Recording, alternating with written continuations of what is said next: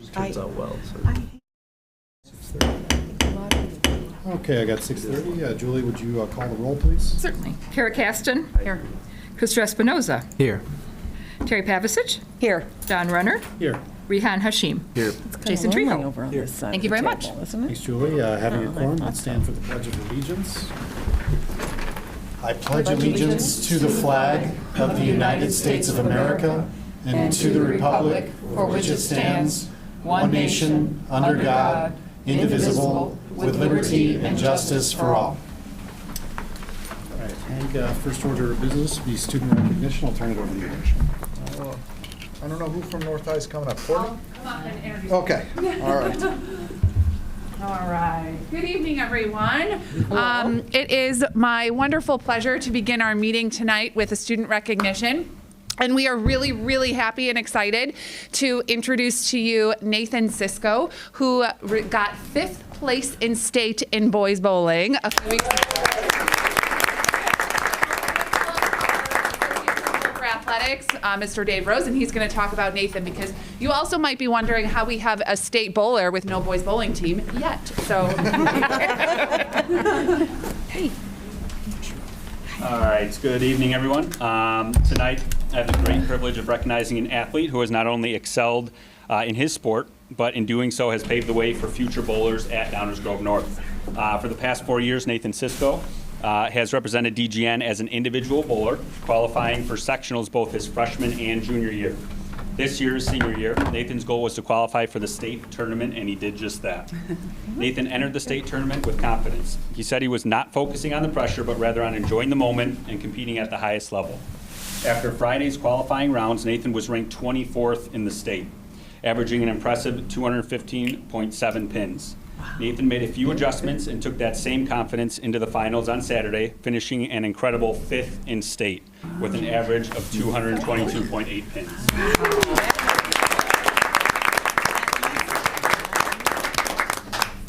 Nathan's dedication has helped set the foundation for boys bowling at DGN, as it will officially become a school sport next year. He has served as a role model for younger bowlers, setting a high bar that will inspire future teams. Nathan, on behalf of Downers Grove North, we are so incredibly proud of your achievements. Your hard work, leadership, and love for the game will leave a lasting impact on DGN, and we cannot wait to see all you accomplish in your academic and bowling career at Grand Valley State University. Nathan, congratulations.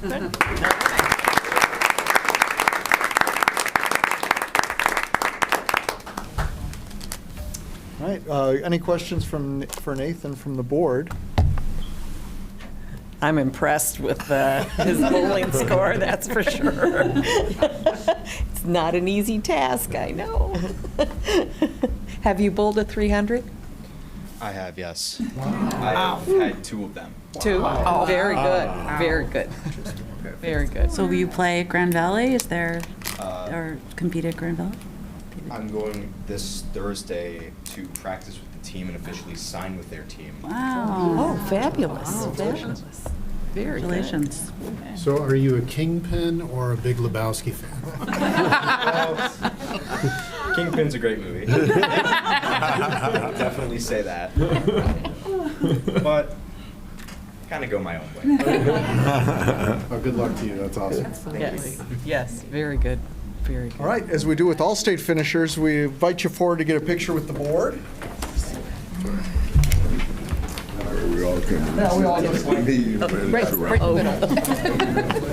Coming in You're hot. not behind. Yeah, just a couple steps. You get to be up in the front here, and we'll all kind of stand around you and support the children. You've got to be in the middle. I'll get other students up in the front here, here we go. And then we'll kind of take up the back. You guys line up longer so you can see all your faces. Photo bomb. Come on, don't be shy. Yeah, I believe so. Maybe Okay, so I saw that. maybe you could be in the second row there. There you go. Oh, we're in the big line in the back. All right, 1, 2, 3, say strike. Strike. Strike. Stay open for it. Oh, wait, that didn't work. I was. Congratulations again. We're so proud of you. That's so Yes. Yes. Thank you.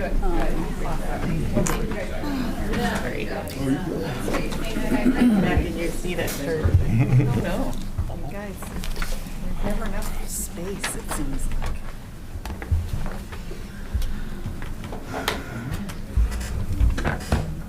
Okay. Next item of business is the approval of minutes. Can I get a motion from the Board of Education to approve the January 27, 2025 business meeting minutes? So moved. The January 27, 2025 closed meeting minutes, the February 3rd, 2025 workshop meeting with action item minutes, and the February 3rd, 2025 closed meeting minutes. So moved. Second. Chris moves, Ken seconds. Thank you very much. Christopher Espinoza. Aye. Ken Dawson. Aye. Cheryl Fuller. Aye. Jenny Hagstrom. Aye. Terry Pavasich. I'm abstaining. I didn't come to the third. Eric Aston. Aye. Don Renner. Motion carries. Thank you. All right, item 5. Julie, do we have any visitors? Next reception, second reception. Okay. Then I'll turn it over to you, Hank, item number 6.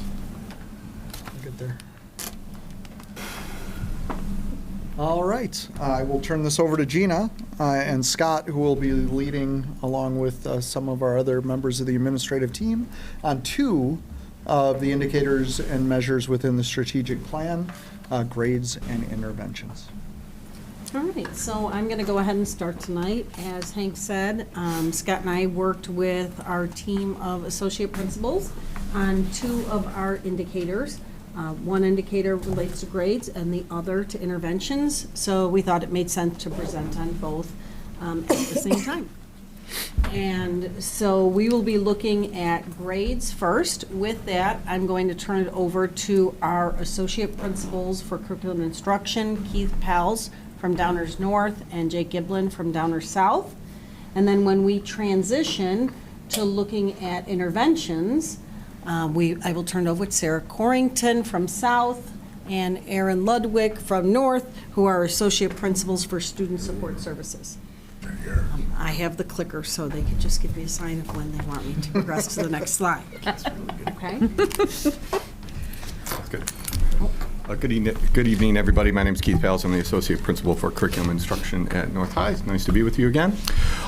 So before I talk about the report on grades for the first semester at North High, just highlight some interventions that our wonderful teachers implement on a daily basis. I'd like to, we have 2 that are highlighted up there that are new this year. Jake really helped out with putting this together. So as the APIs for CNI, we do send specific targeted email blasts to students who are struggling and their parents at certain points in the year. That email with Jake's support and putting that together also indicates where they might, their teacher would have office hours and what other supports are around the building for that particular course that they may have a struggle in. So it's a very targeted email aligned with those supports. The other intervention that we've started this year and we're hoping to continue to next year, as we're sectioning right now, is Math 3 Lab. And this is an opportunity for students who may be struggling in Math 3 and may have not had the success that they wanted or their teacher was hoping to support them on an assessment. And then what they do is they go and they go to a Math 3 lab for half of their lunch. And it's really targeted on supporting them for that time on those maybe a deficit or something they're struggling with in Math 3, and that's been very successful this year. So we're hoping to continue that as well. But both of those are new for this year. Gina? And then we listed some other academic interventions that, of course, are going on as well throughout the course of the year. So there's 2 slides on those interventions. So for grades, a report out on grades for the first semester. Should I say beep? That's kind of my thing, right? So for, sorry. So for this first semester at North High, these are all grades earned C or better. So 95.24% of all grades at North High are a C or better.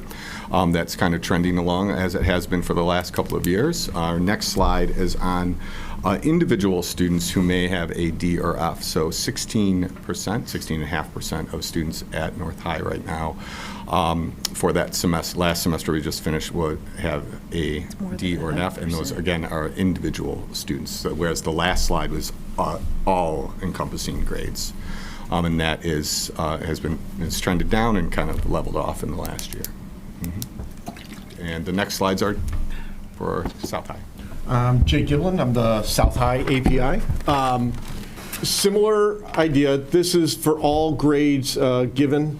91% of those grades are C or better at South High. When we look at individual students on the next slide, 29% of our students at South High have at least one D or F. So as we get ready for the next slide, what I want to point out is when we connect this to the goal is for all students to have a C or better or to be individually intervened with. So of the slides that have been shown, we're going to be talking about the 29% of students at South and the 16% of students at North in regards to they didn't make the C or better for every class.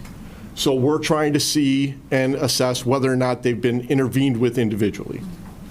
So the way we attempted to do that was we took a look at eSchool, and if there was any type of CSSS, so counseling, social work, whatever, intervention that was in the system, and any intervention, and I'll be careful with that, in TAC related to a DF parent contact, we counted those, and if those were there, we credited it as that student had an individual intervention through this process. So if we go to the next page, one of the things that we'll talk about when we get to the actual numbers is that of all of these TAC interventions that are there, the one that's highlighted is the one we pulled, okay? That's the one we asked teachers to use. What you're gonna hear from me is that they didn't all use that as the one that they registered, so when we take a look at some of those numbers, I just want to put that in context. There are many other places where they could have put some sort of intervention, including caregiver contact, any of those things that you see up there, but we were looking specifically at DF report, okay? So, when we look at, I think we, it's all right. South High will be after. We'll go over both. It'll be great. The next one. So for South High, based on those two metrics, all students who finished with at least one D, 72.5% of them had one of those interventions in either TAC or eSchool, at least one, that showed that they had been contacted. So that means 27.5% of that fractional 29% that's out there, still, we just didn't have something in our system that said that they were intervened with. This shows for Fs, it was 90.8% of those students had at least one of those types of contacts, therefore just over 9% did not. So if our goal is to get to 100%, this is our baseline data. Couple things, we know we need to look at potentially some other areas where TAC is tracing these. For instance, just caregiver contact is something that teachers might use. There are also some teachers who might not have logged it, but these are things we're going to continue to work on as we go forward. You'll see similar numbers for North High. So baseline data was similar, 25.9% for Ds, 12.4% for Fs, still looking for something in those categories that did not show up.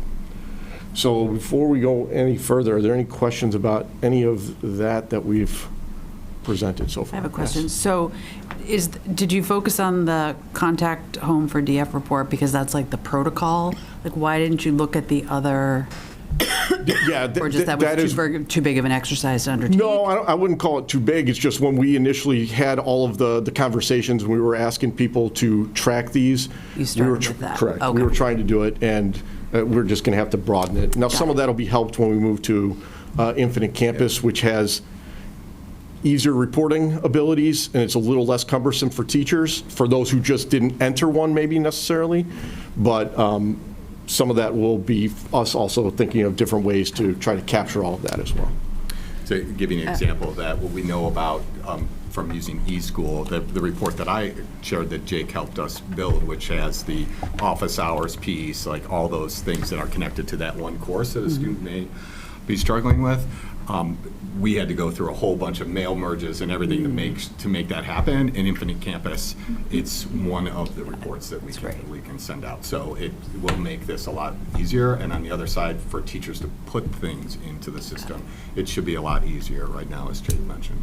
And that's not tracked here either. Like No. that, while every student who fell into that category received one of those from both of our schools, that's not what we're tracking here. We were trying to track individual teacher or counselor work with a student. Right, so just to be clear, Jake and Keith, we likely reached out to those families. yes. Almost every, unless it was like a last minute because of a final exam or whatever. Likely every student with the DRF, we made some kind of contact with both the student and the parents about their progress. But under this metrics that we've developed and the standards and expectations we've developed here, this is where we're not meeting that criteria that we established as part of the strategic plan metric and goal. Yes, yes. Am I stepping ahead by asking this, but do we have data on how well that intervention increased their grade or their ability to, raise their grade? Because that, to me, is what's really important, is that we help them achieve a goal, There is some individual data we have on the south side that I have to analyze, because we pulled some targeted data about students who had only one DRF and were coming to school regularly, so we were trying to siphon out chronically absent or students with multiple Ds and Fs and give teachers like a focused target area. One of the things I will be doing, to be honest, I have not had a chance to analyze it, is kids on that initial report, how many were on there at the end, and seeing if teachers were able to intervene to change. The direct correlation more globally, I don't think we have necessarily pulled anything that would give us that I just would like to information see right our Yeah. students succeed, and if this intervention is succeeding, then that's a really good thing, and we should be. Well, really, the intention of the goal, the way the goal is written, is to just ensure that nobody falls through the cracks, right? That's step one. All right. Is to make sure that we're communicating well, that everybody knows the opportunities and those kinds of, that's why the goal's written the way it is. Okay. And then it's the work that we do within the buildings, led by Keith and Jake, as to how effective that is and how we can do that better. But step one, and which is the board's goal, is like, nobody falls through the cracks, right? And that's what we're measuring right now for the board. Okay. Because I think there Yeah, this are isn't. steps that intertwine, Correct. And you'll hear more about those interventions in a second, but, Oh, I'm sorry. I didn't mean to go ahead, It's okay. But, and obviously, we're not reporting out on every little, everything that we do, right? These are big overarching goals and indicators. Step one is recognizing that the kids have challenges, make sure that they know, make sure that their families know, and make sure that we're reaching out in the ways that we've set expectations for, to make sure that that's communicated. And is 25.9% realistic, or are we, instead of that we've missed them, or is that? I think it's likely that it's far lower than that. I think part of it is in the reporting, some of it's in the gaps of what we didn't pull from TAC.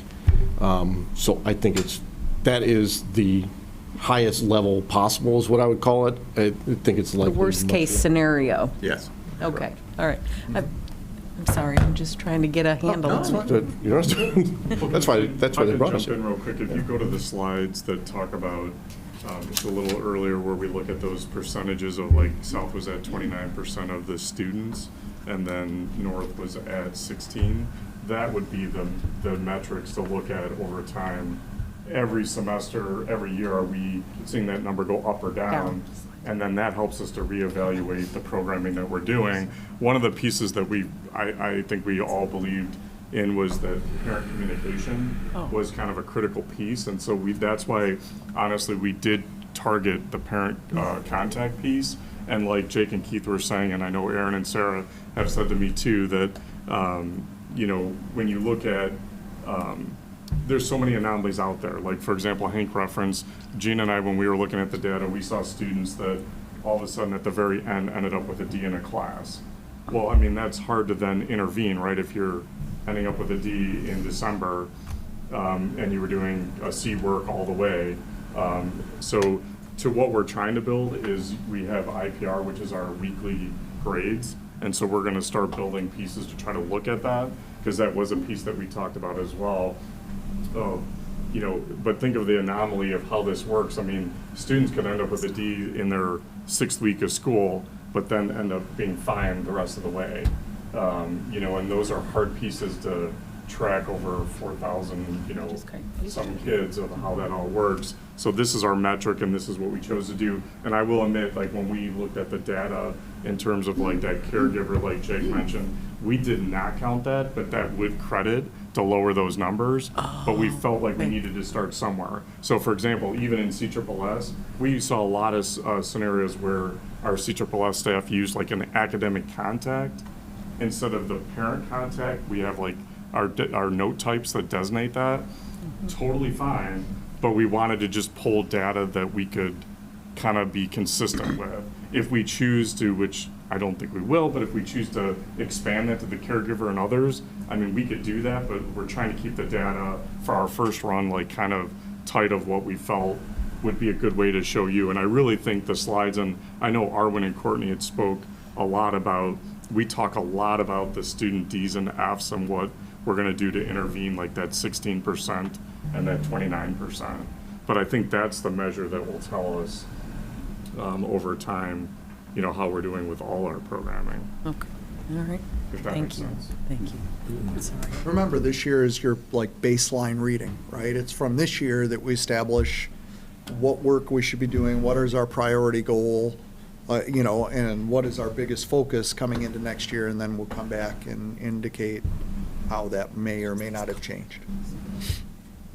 In terms of the contact, are you counting, like, is it an email or an acknowledgement by the parent or whoever you sent it to that?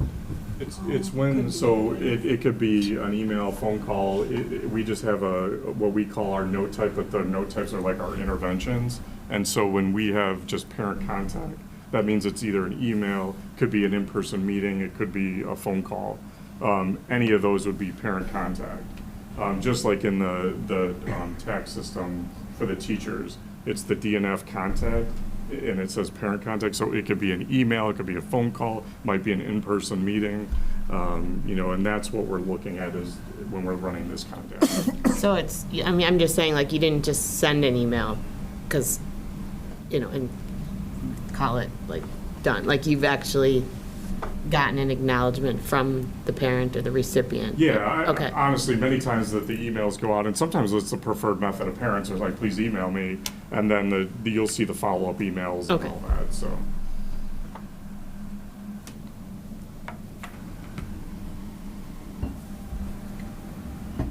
More questions? Sorry.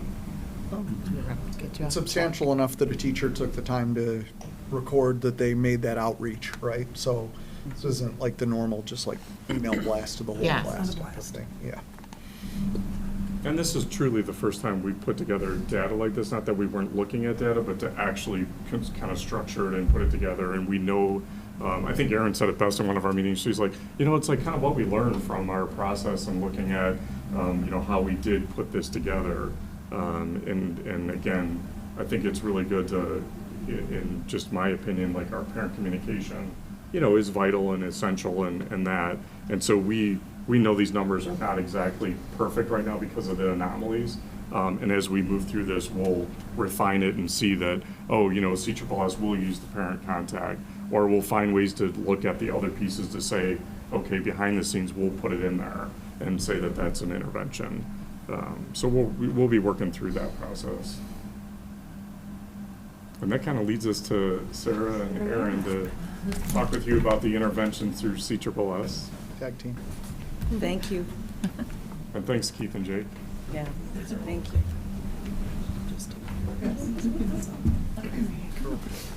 Welcome to Act 2.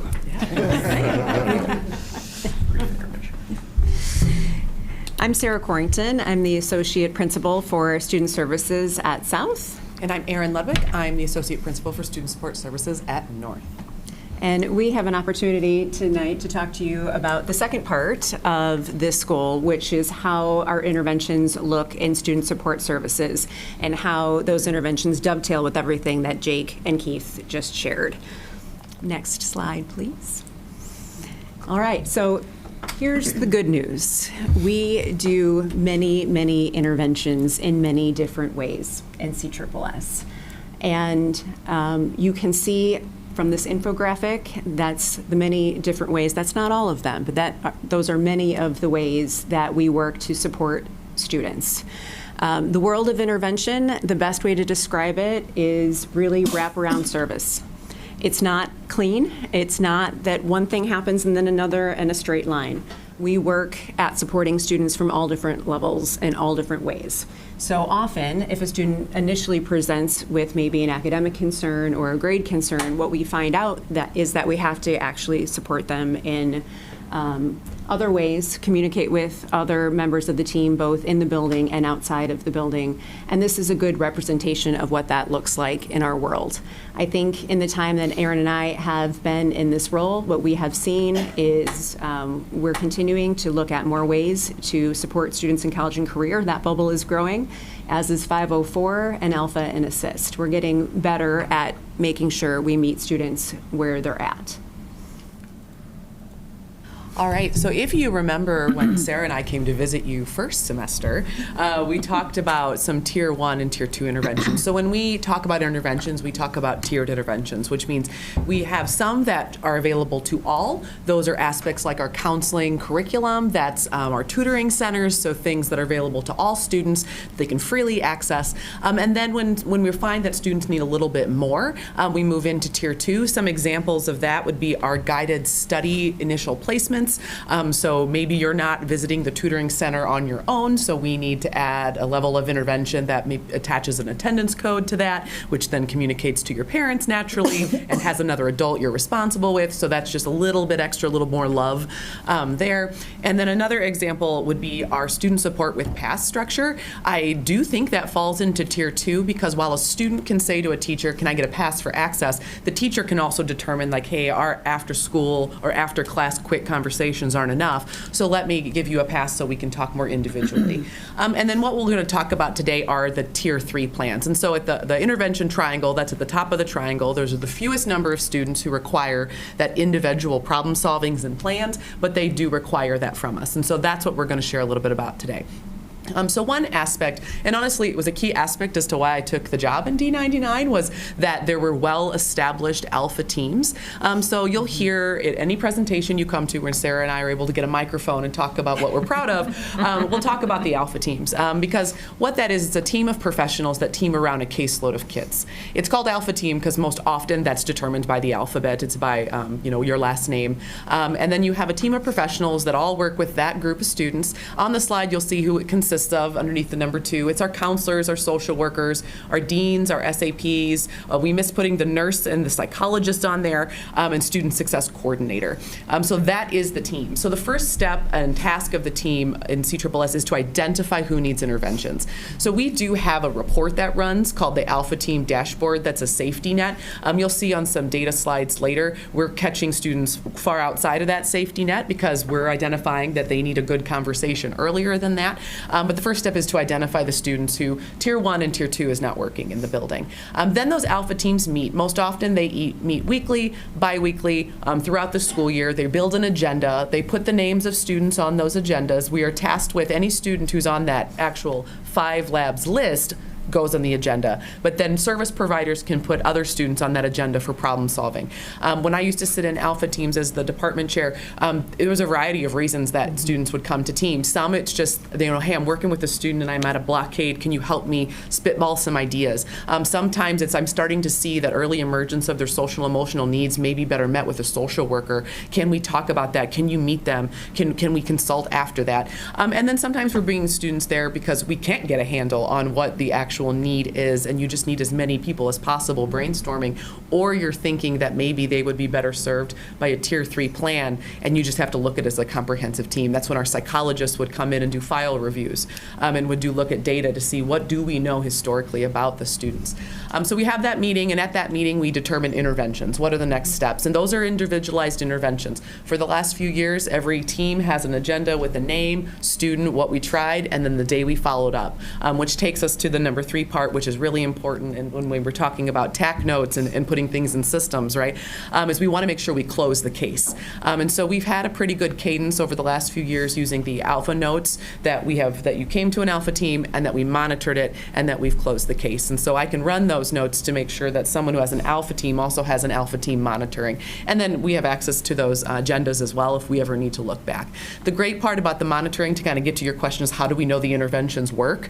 At this level, because we're not talking whole groups of students like Keith and Jake were just talking about, we're talking about targeted groups, we are able to link in and see after 4 weeks or 6 weeks, is that intervention working? Did that meeting that we have stick, and is it getting better or is it not? And we're coming back to make sure that we've put the right thing in place. And sometimes it takes a couple rounds, and sometimes it does, alleviate the concern. We see, changes in the attendance. They're no longer coming up on the monitoring form anymore. So those are the 3 key, I guess, the cadence of work that I would want to highlight with the alpha team interventions. Aaron? Yeah. Just to tie it back to the D&F students, are you suggesting that all students who have a 1D or 1F are being No, I can falling in the tier 3? No, so CSSS has a DNF response, so they get that DNF list too, just like teachers do. And if the student has an F for multiple weeks, they check in with those students. But actually on the slide, this will kind of speak to what you just asked. So the threshold in our alpha report on when you would flag would be that you're failing 2 courses. Okay. And so, but to flag, you have to flag in all 3 of these categories, which is why when you look at the chart, you'll see, for example, 2024, we had 17 students at North who flagged in all 3 categories, which would mean they would just come up with a red flag and they'd automatically go on the list. But we actually intervened with 189 students because a student failing 2 classes that the counselor has met with multiple times, we've tried to get them to go to tutoring, we've tried to contact home, that's not working. That would be a student that would be appropriate to come to an alpha team, because then we would be talking about, so what do you think, team? Do you think guided study is appropriate? Or are they more of a student who needs a seminar course, which is different because then we're looking at an elective. So no, just failing 1 F would not put you on an alpha team.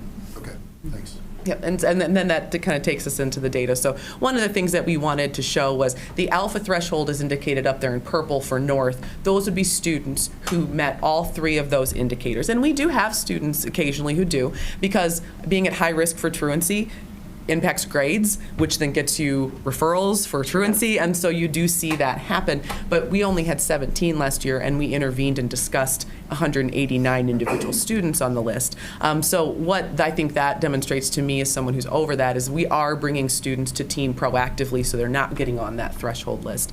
And you can see the trend has always been that way. I did giggle when we saw 2021 and we had 1 student who met that threshold, and I was like, oh, I've tried to forget 2021. Right. And whoever that 1 student was, he was really meant on being there, or they were. So, but I giggled when I saw that on the slides.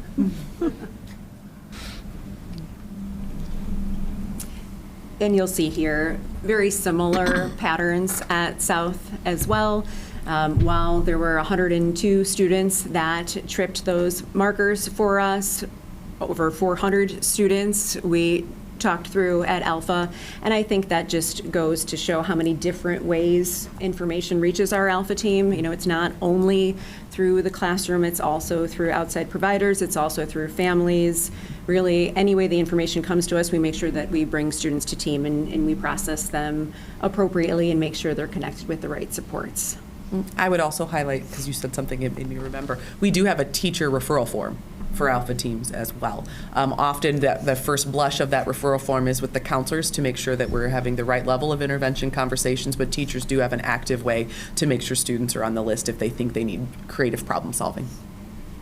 So can I just ask, so is the alpha threshold, is that number in the alpha intervention bar as well? Or are those totally, just so I understand, like the relationship between 102 and 401? Yes, like the 102 is in Is that part of 401, and then all Yeah. the other people Yeah. that you've found some other way? If I Okay. can, add a little more and give credit to Aaron and Sarah, there was a time that we had this alpha threshold that we did not engage, because we were just getting new to like looking at data and how do we identify students. And I give them credit because they made the commitment, with their team, and we have an excellent team that, to support it, to ensure that we're engaging with all those students. And you can see, obviously now over time, that we are engaging in the students that truly need it. The other thing I would share too is that our team even, with their input, they wanted the threshold list, but they also wanted the threshold list broken down so that it doesn't just flag kids that are meeting all three, but it gives like the information about all students, because we might have a student that, like I think Aaron was speaking to, that might be failing some courses, but their attendance is fine and their discipline is fine. And so our teams wanted to run data to look at that as well. So I give them credit for really looking at the whole scope, and that's where you see these numbers in the gray being much larger than the blue or the purple. So I give the team a lot of credit for that.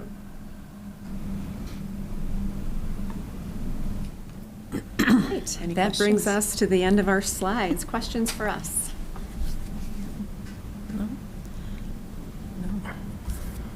Thank you. Thank you. Thank We you. appreciate your support. Yeah. Thanks for letting us come talk Yes. about it. We're both excited to do it. Absolutely. Okay. Thank you, team. I don't have a question for Aaron, but I do have a question for Scott. Scott, going back to the first part of the presentation, we talked about the software change may have an impact on this reporting next year. So we might see sort of like a false increase in essence.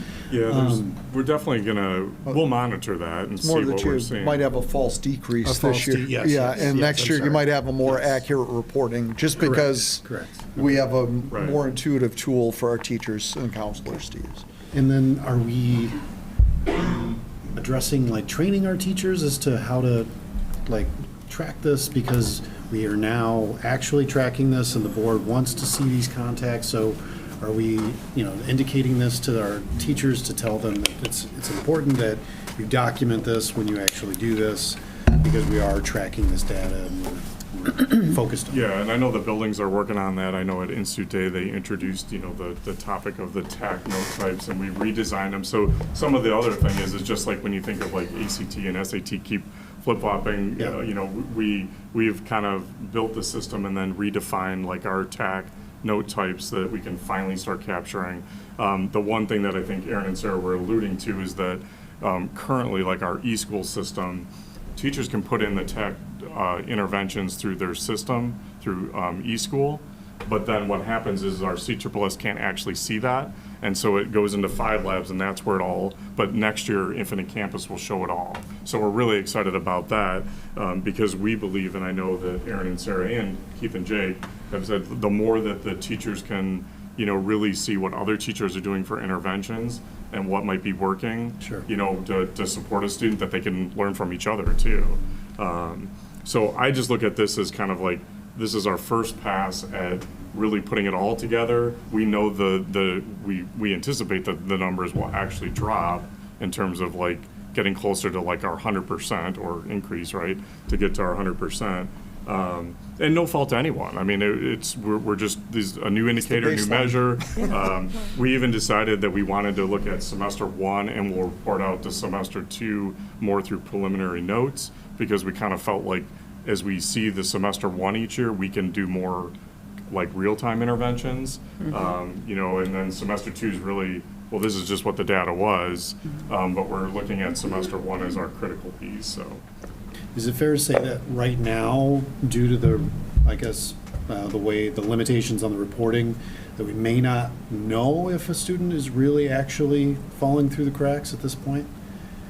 Well, I mean, like, so for example, like if when we ran, so like if we just ran the data and gave it to you, which is what we did, but we looked at it, but if we just gave you the data the way it is, if we didn't look at what was behind the scenes, then we would just say, well, this is what the parent contacts were. But what we discovered is, like we mentioned earlier, that like if staff are using like that tech caregiver, which there was a lot of those, or if our CSSS staff was using an academic contact or a different kind of note type than the parent contact note type, then there was interventions happening. We just didn't capture it here because we were focused in on those, like just literally 2 note types, if that kind of makes sense. Yes. And we just felt like we would do it that More way, accurate, just to more- try to get a baseline of what we're kind of reporting out to the board and that, so. Scott, can I chime in and just share something Yeah. additional? So one of the things that I think is a barrier with the current system is that it's very cumbersome for teachers to enter all of them. You can't multi-click. You met with 6 kids on the student support with past day, and you can't load all 6 notes at one time. But we were really clear at the beginning that we were monitoring it, and so I think that had an impact on the numbers that we see. But then at both buildings, we've also talked to our department chairs to follow up with the data that we have from first semester too. And most often, I'm getting contacts back that the teacher wants to know if they can go back and re-enter the note because they didn't do it. But I do think that follow-up will lead to more accurate data and reporting at the end of this semester, because there was a circle back to say like, hey, we didn't see this when we expected to see it. And I think that will naturally, it's going to be much better with Infinite Campus because it's just easier to put it in and for people to see it. Our tech team has been great already having those conversations around contact logs and stuff like that, and we'll do training. But I think just the follow-up and the fact that we're sharing this with you tonight will probably help that be more accurate. It's going to I take think- a few years to isolate variables, right, in how this works. So, and it's also important to note that this is the very narrow definition, like I was saying earlier, of what we indicated in this indicator. There is outreach in all kinds of different ways, whether it just be the email blast by teachers or the ones that came from Jake and Keith. That doesn't mean that a family was absolutely in the dark, that things weren't going the right way.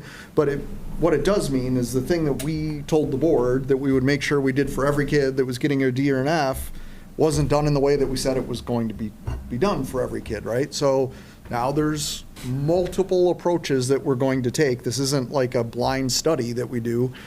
We just throw everything we believe will make a difference at it over this semester and over the summer and going into next year. And then we better see an improvement in those numbers when we come back and sit down. I'm going to be able to tell you, like, this was the direct cause for that. But the goal for us and the board is to say we improved on this baseline, right?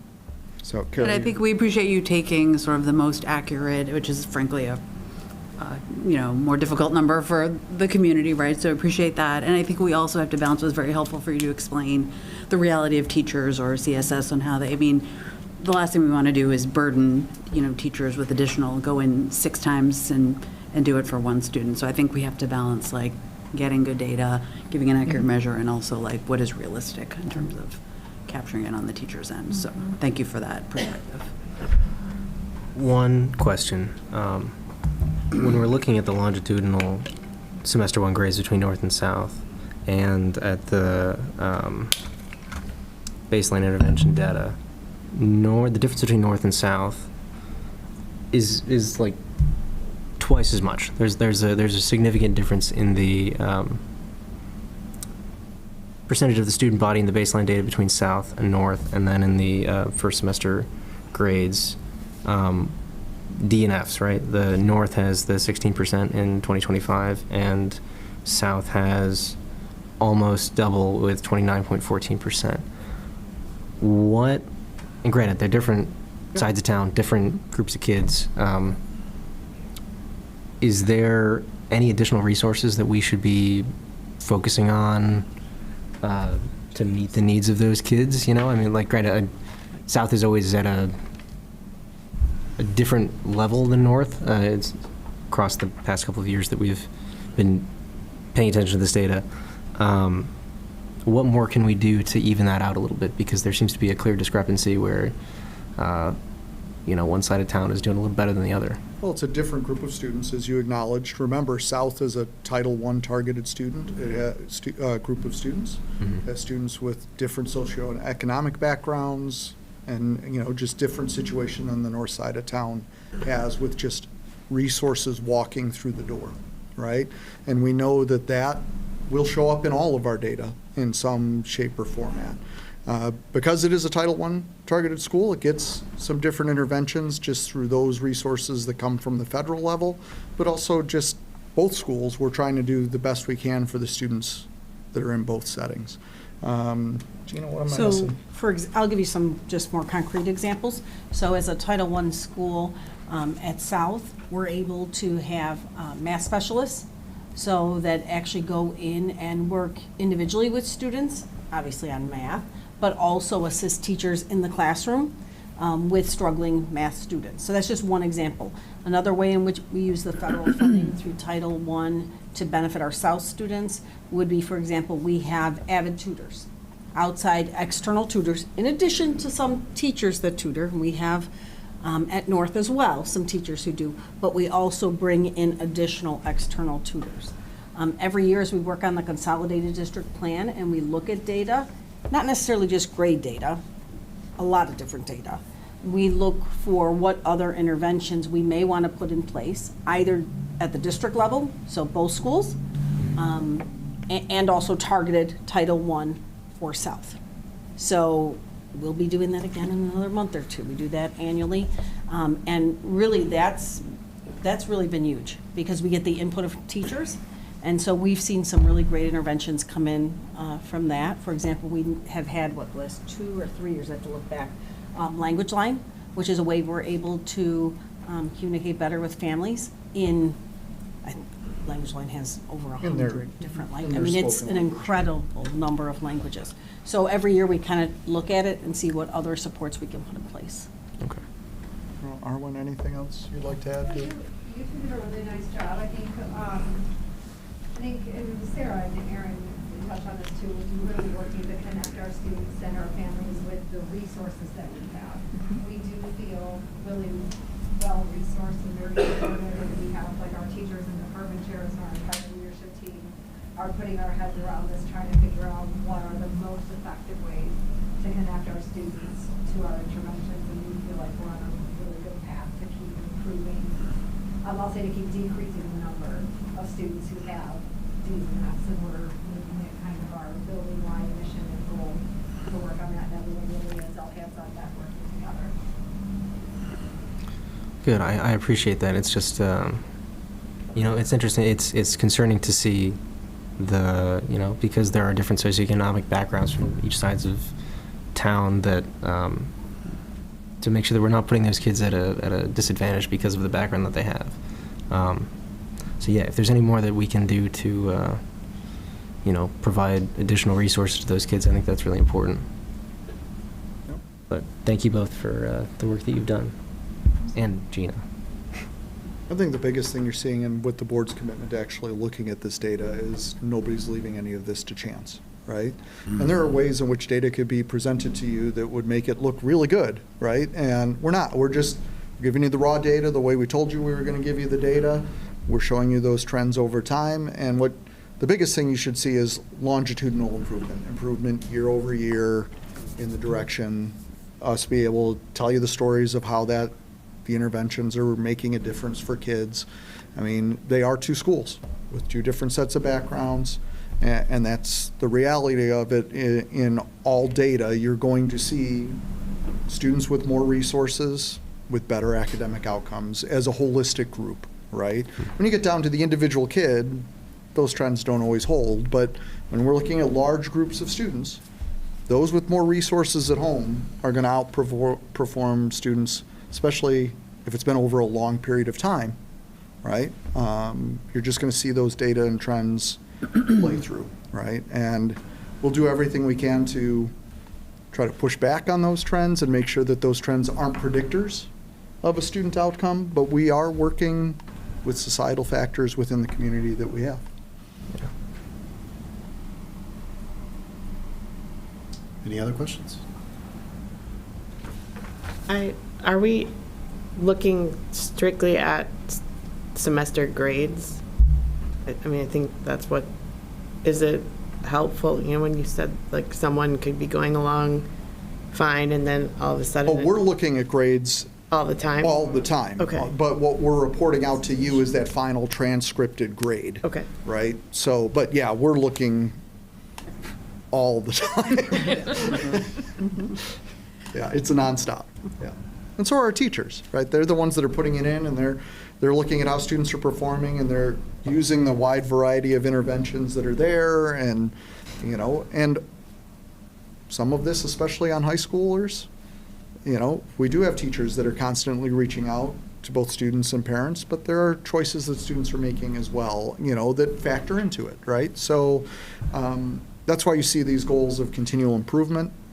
The idea that there will be a school year where there is not a single student that receives an F or earns an F is an unlikely goal, right? The goal is continual improvement, and it's making sure that if a student ends up with a D or an F, they knew how they got there, and we know how they got there, right? And that we took specific measures to try to prevent that from occurring, right? But lead that horse to water. right, the student has a very large impact on what that overall grade is in the end.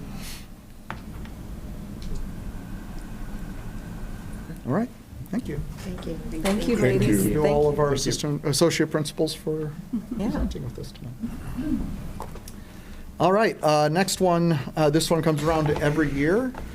We have the Parent-Teacher Advisory Committee. That meeting date has been selected for April 28th, 2025. We're always looking for 1 to 2 board members to serve on this committee. I'll let Scott give an overview of what happens at this committee, just so that everybody remembers what happens. And then, Don, you can decide how you want to go about getting 1 to 2 board members. Yeah, so the Parent-Teacher Advisory Committee meeting we hold every year, like Hank said. We bring together, our mission is to bring together as many parents as we can. And that typically is a range from, sometimes we've had 10 parents there to 70 parents there. And we're reporting out on many discipline-related issues or points or data pieces. We've talked about the cell phone concerns at the Parent-Teacher Advisory and received parent input on that. For me, it's been a journey of really good feedback from our parents that have led to a lot of initiatives that the parents in those meetings kind of processed, supported in terms of like our path, increase in our social workers. And so obviously, discussions around our cell phone, plan and procedures. So it's a great event. We kind of rotate. I think we're going to be at South this year in the library, and we typically have 2 board members that join us. And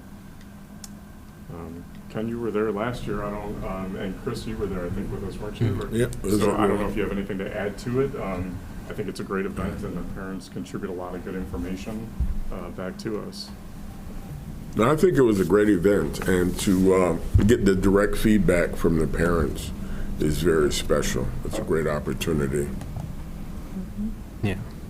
And that invite does go out to our entire community for parents, so. And staff.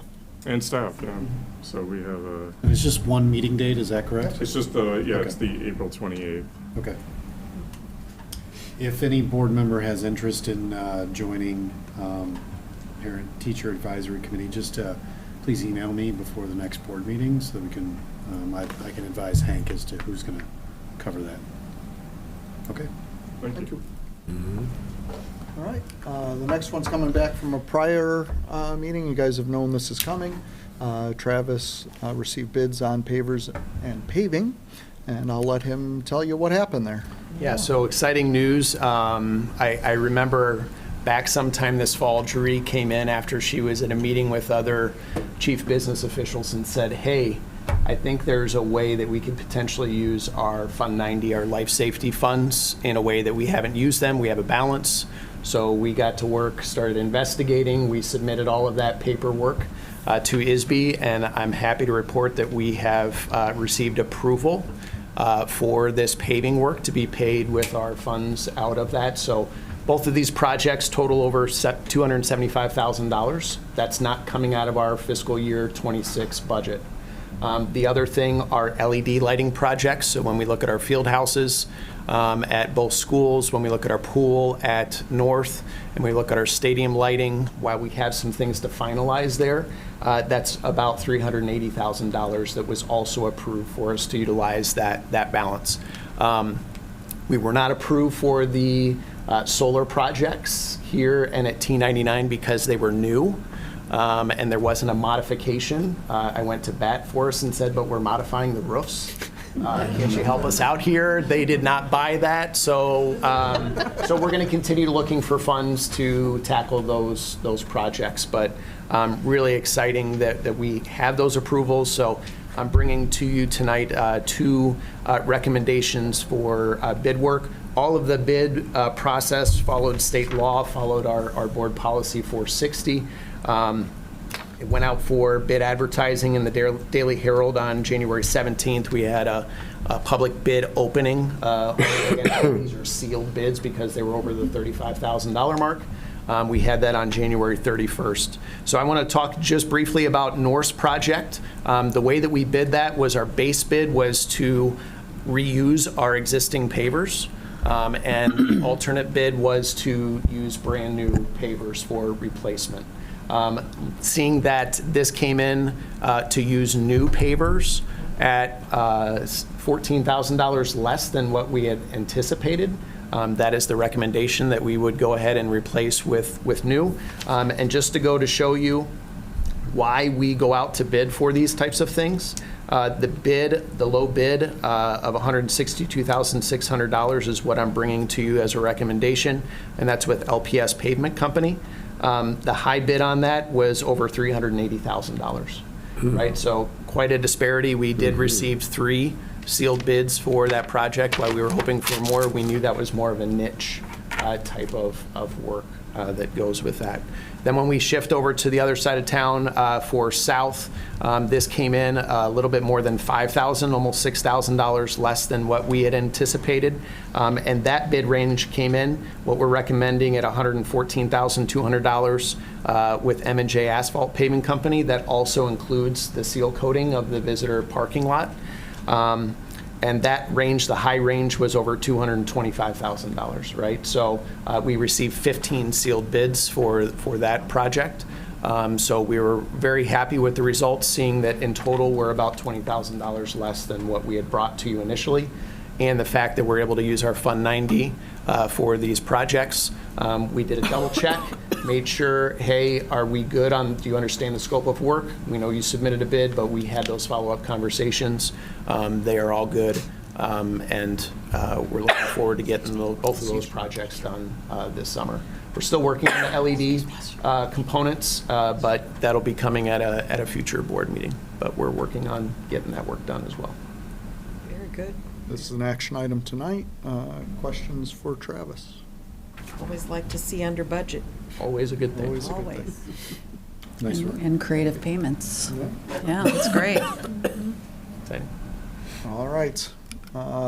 Freedom of information requests, any that we have received, have been filled according to our requirements and are posted on our website for the public to review. Okay, before the board votes on the consent agenda, is there any agenda item a board member would like to pull out of the consent agenda for further discussion? Hearing none, can I get a motion from the Board of Education to approve the consent agenda as presented, which includes A, personnel report, leave of absence certified, transfer of position administrative to certified, appointment certified, B, personnel report, retirement certified, resignation certified, retirement classified, resignation classified, C, January financial pages, and D, student trips. So moved. Second. Terry moves, Chris seconds. Thank you very much. Terry Pavasich. Aye. Krista Espinoza. Aye. Sherelle Fuller. Aye. Jenny Hagstrom. Aye. Kara Caston. Aye. Ken Dawson. Aye. And Don Renner. Aye, motion carries. Thank you. Item 8, recommendations for actions. Can I get a motion from the Board of Education to approve the contract for the alternate A bid with LPS Pavement Company for the North High inside and outside paver replacement project at a total cost of $162,600? So moved. Second. Terry moves, Ken seconds. Thank you. Terry Pavasich. Aye. Ken Dawson. Aye. Chris Espinoza. Aye. Cheryl Fuller. Aye. Jenny Hagstrom. Aye. Kara Caston. Aye. And Don Renner. Aye, motion carries. Second, can I get a motion from the Board of Education to approve the base bid and alternate A bid with M&J Asphalt Paving Company, Inc. for the South High Bus Visitor and Staff Lot Asphalt Replacement Project at a total cost of $114,200. So moved. Second. Ken moves, Sherrill seconds. Thank you. Ken Dawson. Aye. Cheryl Fuller. Aye. Jenny Hagstrom. Aye. Terry Pavasich. Aye. Carrie Caston. Aye. Chris Espinoza. Aye. And Don Renner. Aye, motion carries. Hank, old business? Yep, we have second reading and approval of policies coming forward this month after first review by the board last month. All of these were provided to you in final format. I have not received any questions or comments following up from our last presentation. I don't know if Chris, Don, anything on your part? No. Okay. So our recommendation tonight is that the board approve these policies as presented. Does that require a motion? or- Yes. Yeah, Okay. motion Okay. and action. Okay. Can I get a motion from the Board of Education to approve the policies as presented? So moved. Second. Okay, Terry moved and Kara second. Thank you. Always a shocker. Terry Pavasich. Aye. Kara Caston. Aye. Ken Dawson. Aye. Chris Espinoza. Aye. Cheryl Fuller. Aye. Jenny Hagstrom. Aye. And Don Renner. Aye, motion carries. Thank you. Any new business, Hank? No new business. Julie, do we have any visitors in the second reception of visitors? We do, sir. All right. Do you want to give the guidelines for reception of visitors? I will, if I have those. That's fine. Are they in item 11? Yes. This is the second reception of visitors, which is intended for audience members to address the board on any topic pertaining to Community High School District 99. Comments will be limited to 3 minutes to provide all visitors an equal opportunity to address the board. Individuals needing more time should submit their thoughts in writing to the board secretary. Visitors addressing the board need to submit a comment slip to the board secretary and will be invited to the microphone. Prior to addressing the board audience, members should state their full name. Proceedings may be tape recorded for the purpose of producing accurate meeting minutes. The board's presiding officer reserves the right to modify these protocols if circumstances warrant. Audience observation of these protocols is greatly appreciated. All right, good evening. Our first visitor is Tammy Wersenyak? Wersak. Thank you, I'm sorry, Tammy. Always enjoy listening to people trying to say it. Yeah, I did my best. For the rules, Tammy Wersiak, a parent of a Downers Grove North High School student. Thank you for providing time in tonight's agenda for comments. It was kind of interesting hearing about the students who are failing. I'd like to raise awareness about teacher training for students with invisible disabilities like dyslexia. The services and accommodations needed for students with visible disabilities may be obvious, but students who struggle with learning disabilities often struggle in silence without help. I'd like to share my family's experience with your teachers and team. My daughter's a freshman at Downers Grove North High School and is an incredibly smart, competitive, and hardworking student. It's evident by the number of honors classes she's in, and she does have a very good GPA. But she's a student who was diagnosed with dyslexia and anxiety and came to high school with a 504 accommodation plan in place.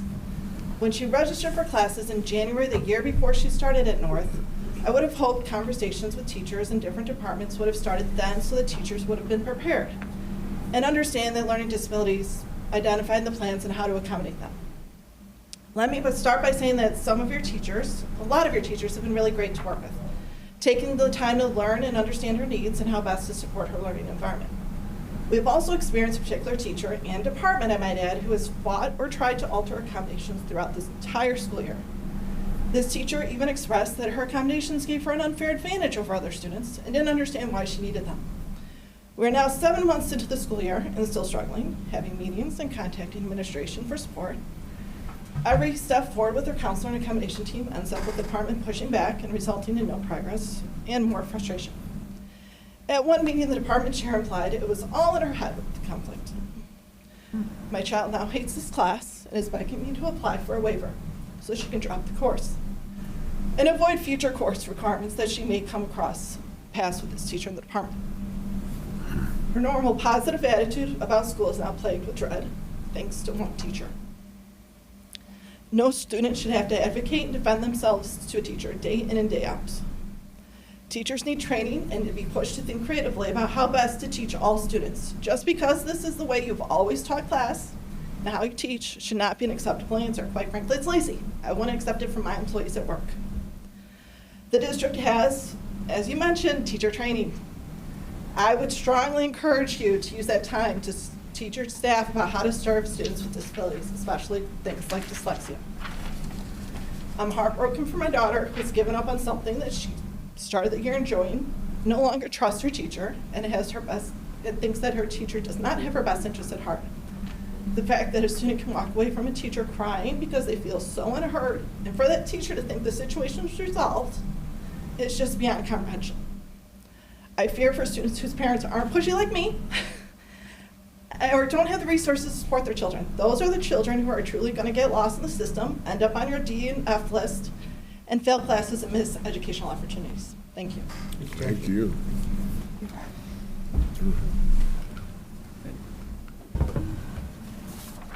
All right, our next visitor is Bobby Dizzato. Who's the decision makers? 'Cause I would like them to see this vocab book. Who's on the school board? Is it? They're all on the school board. No, I know, but If you'd like to circulate it, you absolutely can. Okay. Thank you for your time. So I've sent many emails to the school board. I appreciate all your time and feedback. My name is Roberta Zato, Bobby Zato, thank you. The first thing on my agenda, I have 3 things, is no cell phones in class. Honorable Governor Pritzker last week indicated to the Illinois School Board to review a mandate to review cell phones from all schools in Illinois. 12 counties in Illinois ban cell phones on students' persons in class. Let's go ahead and follow that lead that not 12 schools, but 12 counties do. Students cannot learn with their phones in their pocket all day long. The second item is the request, and I don't think I was clear. My request is not to remove particular books. It's to make a mandate to stop teachers from giving students the books with the F and the MF word. Last time I was here, the book that's in Downers Grove South, Pipeline, has the F and the MF word on every page. One page has the F word 4 times on a page. And again, thank you, Mr. Espinoza, about the discrepancies between South and North. North didn't have that book. They had a book that had vulgar profanities only 7 times, whereas South had the book 130 times. Students are not going to learn to read and perform well when teachers give them harmful, vulgar profanities. The third thing is this vocabulary book that's being passed out. If students are able to read, they're going to accelerate not only in English, but also in math and at life. Vocabulary is so important. This book is $20. At South, the school receives $24,500 per student. This book is $20. If you want to get the book in a digital copy, it's $30. So, I lost the book. Okay, well, you have your Chromebook. We can teach you. Words are very important. So again, the students should have a book to learn the English language. If we want to bring up students' self-esteem, if we want to bring them into class, we want to drop truancy at South down from 25%, let's teach them how to read. It'll boost their confidence and their self-esteem. Again, also similar to this woman's story, my student asked the teacher if he could come in and have assistance before class. Well, 1 week he said he'd be there 3 days. Each day the teacher was a no-show. Yes, here's my classes. You could be there. Didn't tell my son all the days. He just didn't show up. So the problem is teachers are being allowed to kind of do whatever they want. Give horrible curriculum, not really work with the students, say I'll be there to help you, and then just don't show up. So, yeah, if we could just work on those 3 things, I would like a response back from the school board. I've been emailing every time has week expired. since November. Thank you. Have a great day. I really appreciate you all. Thank you so much for everything. Thank you. Moving on to item number 12, communications and announcements. I'm sorry, Jenny, do you have anything to report from Len? No, the meeting will be Friday. Okay. There'll be a lot. There'll be a lot, yeah. Yeah, there's like 6,700 bills posted, Yeah. so there's a lot to work through. Okay. Chris, anything to report from SASN? We met 2 weeks ago, I think, to go over strategic plans for the year. You know, they've got they sent out a newsletter to, I think, all board members with a lot of their information, but we went over the budget, and yeah, the new executive director is doing, I think, a really good job so far, so I'm excited to see what she does for the rest of the year. Great. Terry, anything to report on the foundation? No, we didn't meet last week, so we'll be meeting this week, so. Okay. Ken stepped out. Shrell, anything to report on the Downers Grove Plan Commission? Not at this time. Okay. I will speak on Ken's behalf, even though he's not Okay. here to speak up, is the DuPage Division meeting is upcoming. This is the last call. If you'd like to attend, to go. The presentation will be college and career readiness. And I'm at a different event that night, but Ryan will be joining board members that are there. Yes, Okay. please, try to go. Yeah, it'll be a good event. Yes. Okay, upcoming board meetings. Our next board meeting is March 3rd, 2025, here at the ASC at 6:30 p.m. That'll be a workshop meeting, followed later in the month for our business meeting on March 17th, 2025, again here at the ASC at 6:30 p.m. Our final item will be going into closed session.